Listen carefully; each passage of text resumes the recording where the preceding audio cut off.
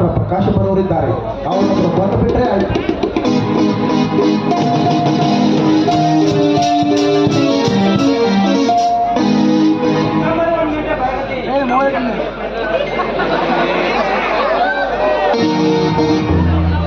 ಯಾಕಪ್ಪ ಮದುವೆ ಬಂಗಾರ ಆಟ ಆಡ್ತಿದ್ದೀರ?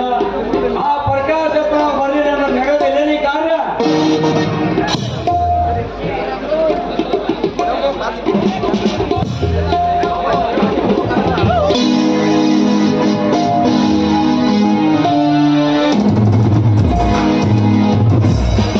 ಪ್ರಾಣಕ್ಕಿಂತಲೂ ಮಿಗಿಲಾದವರು ಮದುವೆಗೆ ಬರಬೇಕಾದವರು ಮದುವೆಗೆ ಮುಂಚೆನೆ ಬಂದು ಕೂತ್ಕೊಳ್ಳಬೇಕಾಗಿತ್ತು.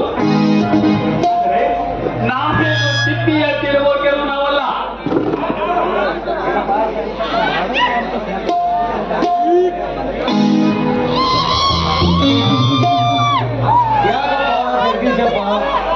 ಮದುವೆಯಾಗ ಸಹಿತ ಮಂಗ್ಯಾನ ಆಟ ಆಡಕ್ ನಿಂತಿದಲ್ಲ.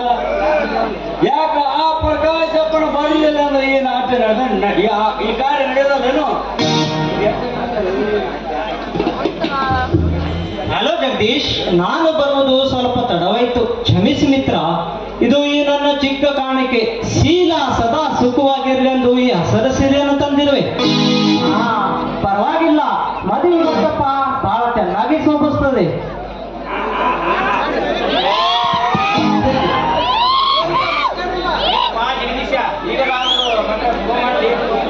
ಮಧ್ಯಕ್ಕೆ ತಡ ಪವಿತ್ರೆ, ನನಗೆ ಬೇಕಾದವರು ಬಂದು ಬಂದಾಗ ತುಳುವಾಗಲಿ ನಿಮ್ಮ ಮಂತ್ರವನ್ನು.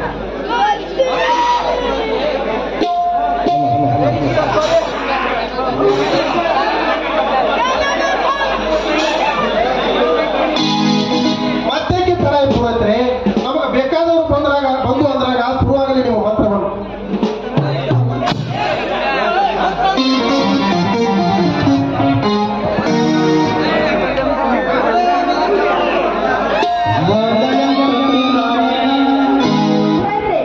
ನಿಲ್ಲಿಸಿ ನಿಮ್ಮ ಮಂತ್ರವನ್ನು.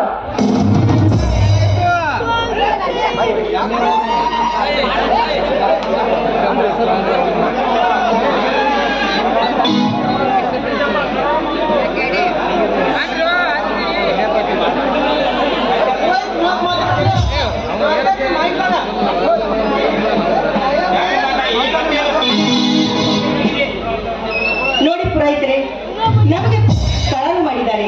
ಆ ಕರಾರಿನ ಪ್ರಕಾರ ನಮ್ಮ ಕೈಯಲ್ಲಿ ಮಾಮೂಲು ಬಂದಿಲ್ಲ, ಅದಕ್ಕೆ ನಿಲ್ಲಿಸಿ ಅಂತ ಹೇಳಿದ್ದು.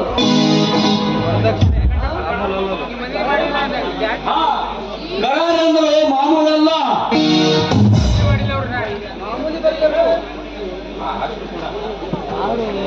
ನೋಡಿ, ನಮಗೆ ಬೇಕಾದ ವರದಕ್ಷಿಣೆ ನಮ್ಮ ಕೈಗೆ ಮುಟ್ಟಿಲ್ಲ.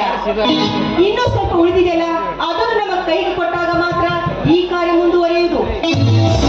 ಏನ್ರಿ ಶಕುಂತಲಮ್ಮನವರೇ, ನೀವು ತುಂಬಿದ ಸಭೆಯಲ್ಲಿ ನಿಂತು ಆಟ ಕಟ್ಟುವ ಕಾರಣವನ್ನು ನೀವು ಮದುವೆ ಮಾಡ್ತಿರೋರೋ ಅಥವಾ ಮಗನ ಹರಾಜು ಮಾಡ್ತಿರೋರೋ?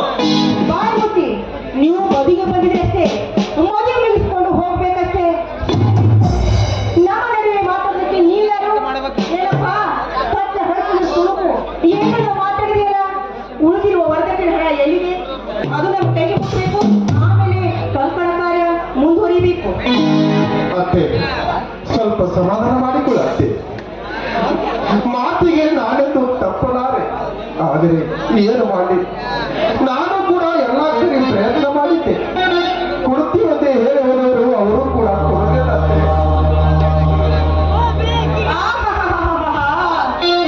ಗೊತ್ತಿತ್ತು ನನಗೆ ನಾಟಕ ಮಾಡ್ತೀಯ ಅಂತ, ಅದಕ್ಕೆ ಬರ್ಕೊಂಡೆ ಇಂಥ ಸಂಬಂಧ ಬೇಡ ಅಂತ. ನೋಡು, ನಾನು ನಿಮ್ಗೆ ವಾರ್ನಿಂಗ್ ಕೊಡ್ತಾ ಇದ್ದೀನಿ. ಮೊದಲು ನಮಗೆ ಬರಬೇಕಾದ ಮಾಮೂಲು ತಂದ್ಕೊಡ್ಬೇಕು. ಉಳಿದ 25,000 ರೂಪಾಯಿ ನಮ್ಮ ಕೈಗೆ ಮುಟ್ಬೇಕು, ಆವಾಗಲೇ ಮದುವೆ. ಇಲ್ಲದಿದ್ರೆ ಈ ದರಿದ್ರ ಹಣ್ಣನ್ನು ಕರ್ಕೊಂಡು ಹೋಗೋದಿಲ್ಲ. ನೋಡಪ್ಪ ಜಗದೀಶ್, ಈಗಿನ ಕಣ್ಣಿನ ಬೇಕಾಗಿಲ್ಲ.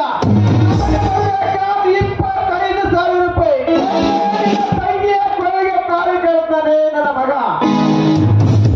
ಇಲ್ಲಾಂದ್ರೆ ಬಂದ ಕಂತೆ ಮುಂದೆಲ್ಲ ಮಗಳ ಅಂತಿ ಬೆಳಿಬೇಕಾಗ್ತದ ನೀನು ತಿಂತೀಯ.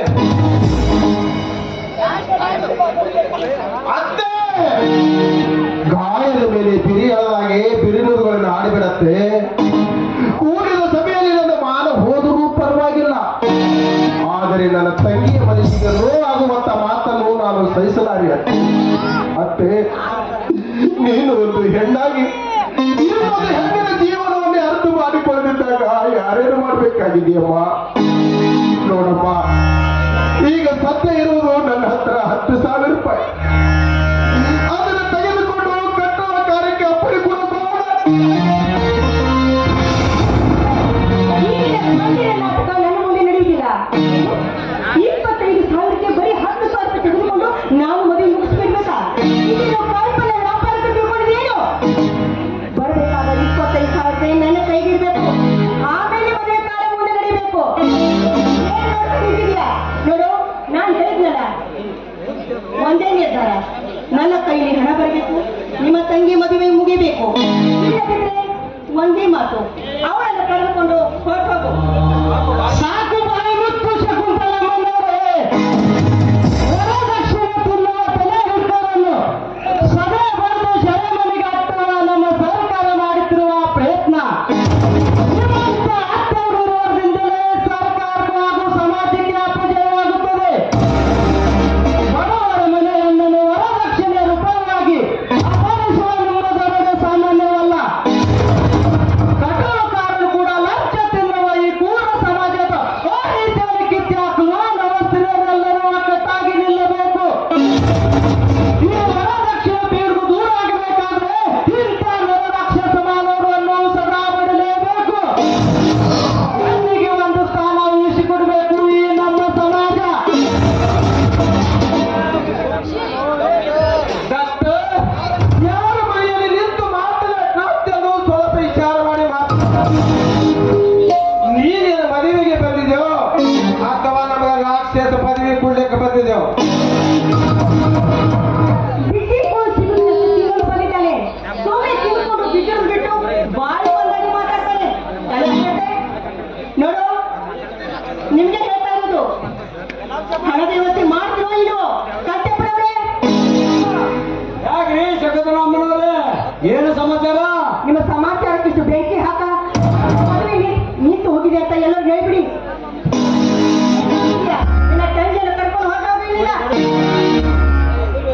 ಮದುವೆಗೆ ಬಂದ ಮಹಾಜನಗಳಿಗೆ ಸರಿಯಾಗಿ ಮರ್ಯಾದೆ ಆಯಿತು. ಇಂಥವರು ಮದುವೆಗೆ ಬರುವುದಕ್ಕಿಂತ ಮುನ್ನ ಯಾವುದಾದರೂ ಪಬ್ಬಿಗೆ ಬಾರಿಗೆ ಹೋಗಿದ್ದರೆ ನಮಗೆ ಸರಿಯಾಗಿ ಮರ್ಯಾದೆ ಸಿಕ್ಕಿತು. ಗಂಟಪ್ಪ, ಬಂದೆ ಹೋಗೋಣ.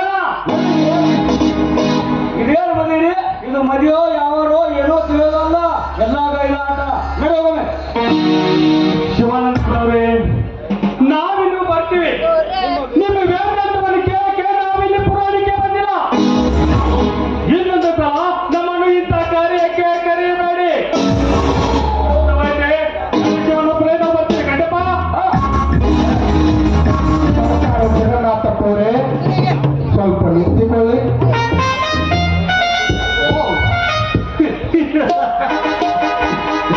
ಜಗದೀಶ, ಮತ್ತೇನಿಲ್ಲಿ ನಮ್ಮ ಕೆಲಸ? ಆ ಮಹತ್ವದ ಕೆಲಸಕ್ಕಾಗಿ ನಿಮ್ಮನ್ನು ತಡೆದಿದ್ದೆ ಸೌಕಾರಿ. ಇಷ್ಟು ದಿವಸ ಆದರೂ ನಿಮ್ಮ ಮುಖ ದರ್ಶನವಾದರೂ ಮಾತಿನ ಸಂಭಾಷಣೆ ನಡೆದಿರಲಿಲ್ಲ. ಆದರೆ ಆ ವಿಧಿಯ ಕೈವಾಡದಿಂದ ನಿಮಗೆ ಕಾಲು ಹಿಡಿದು ಕೇಳಬೇಕಾಗಿದೆ. ಹಣ ಸಹಾಯ ಮಾಡಿರಿ. ಅಂತ ಮಹತ್ವದ ಸಹಾಯ ನಾನೇನಾಗಬೇಕು? ಆದ್ರೆ ಅಂತ ನನ್ನ ಹತ್ರ ಏನಿದೆ? ನೋಡಿ ಸೌಕಾರಿ, ಮದುವೆಗೆ ಬಂದ ಜನರೆದ್ರ ನನ್ನ ಮಾನ ಹೋಗ ಹತ್ತಿದೆ ಸೌಕಾರಿ. ನನ್ನ ತಂಗಿಯ ಮದುವೆ ಖರ್ಚಿಗೆ ಹಣ ಸಂಚ ಮಾಡಿದೆ. ಕೊಡುತ್ತೇವೆ ಹೇಳಿ ಹೋದವರು ಅವರು ಕೂಡ ಕೊಡಲಿಲ್ಲ. ಅವರನ್ನು ನಂಬಿ ಕಾರ್ಯಕ್ಕೆ ಕೈ ಹಾಕಿದೆ ಸೌಕಾರಿ. ಅದೆಲ್ಲವೂ ನಿಷ್ಫಲವಾಗಿ ಬಂದು ಜನರೆದ್ರ ಮಾನ ಹೋಗ ಹತ್ತಿದೆ ಸೌಕಾರಿ. ನನ್ನ ಆಸ್ತಿ ಪತ್ರಗಳನ್ನೆಲ್ಲ ನಿಮಗೆ ಬರೆದು ಕೊಡ್ತಾ ಇದ್ದೇನೆ. ದಯವಿಟ್ಟು ಹಣ ಸಹಾಯ ಮಾಡಿ ಪುಣ್ಯ ಕಟ್ಟಿಕೊಡಿ ಸೌಕಾರಿ.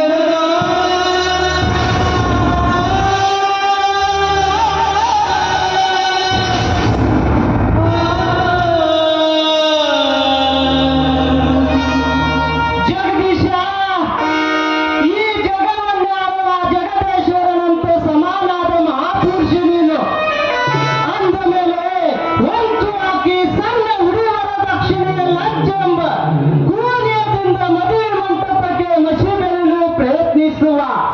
ಇಂಥ ವಂಚಕರು ಕಾಲಿಡುವ ಬೇಡಿಕೊಳ್ಳೋದಕ್ಕಿಂತ ಈ ವಂಚಕರನ್ನು ಜಾರಿಸುವುದಿದೆ ಮಹಾಪುಣ್ಯ ಜಗದೀಶ್, ಜಾರಿಸುವುದಿದೆ ಮಹಾಪುಣ್ಯ. ಈ ವರಸಿನ ಮನೆ ಬೆಲೆ ಕೇವಲ 25,000 ರೂಪಾಯಿ ತಾನೇ. ಒಟ್ಟಿಗಿಲ್ಲ ಕಟ್ಟುಬಡುವ ನೀನಾಗಿದ್ರು ಕೇವಲ 25,000 ರೂಪಾಯಿಗಳಿಗೆ ಶ್ರೀಮಂತ ಗಂಧವನ್ನು ತನ್ನ ತಂಗಿಗಾಗಿ ಖರೀದಿಸಿಕೊಂಡ ಮದಿ ದರ್ಶನ ಈ ಸಮಾಜಕ್ಕೆ ಗುರುತವಾಗಲಿ. ತೆಗೆದುಕೋ ಹಣವನ್ನು.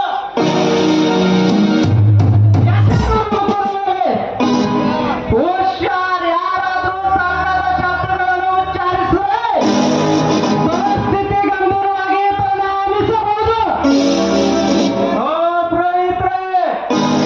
ಮಂತ್ರ ಪ್ರಾರಂಭಿಸಿ ತಲೆ ಕಟ್ಟಿಸಿಬಿಡಿ.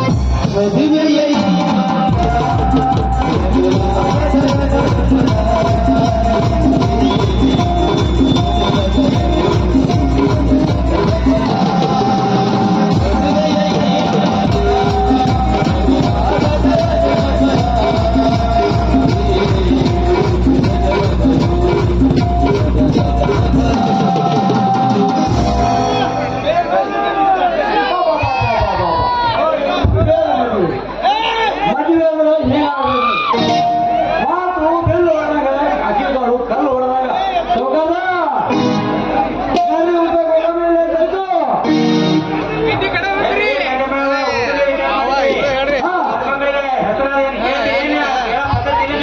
ನೋಡಿ ನೀವು ಕೇಳಿ ನಾವು ಮಾತಾಡೋರು ಹೆಸರು ಹೇಳ್ಬರಿ ಸಂಗೀತ ಹೇಳ್ರಿ ಹಾಗೆ ಹೇಳಿ.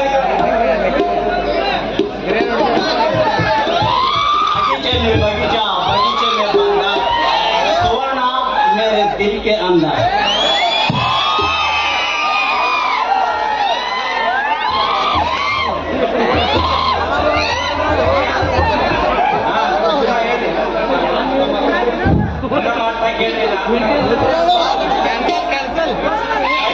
बगीचा बगीचे में बंदा श्री राम मेरे दिल के अंदर.